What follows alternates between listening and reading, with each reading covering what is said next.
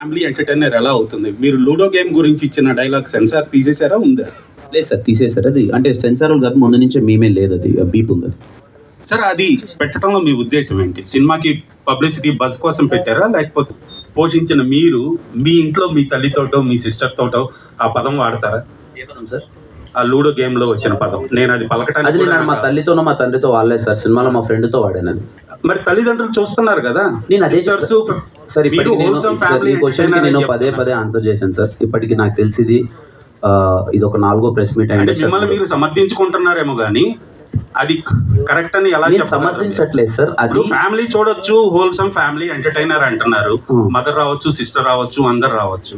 ఒకవేళ అది సెన్సార్ తీయకుండా ఉండుంటే నేను సెన్సార్ అయిందని చెప్తున్నాను కదా సార్. నేను సెన్సార్ మరి మార్కెట్ లో వదిలేశారు కదా దాన్ని.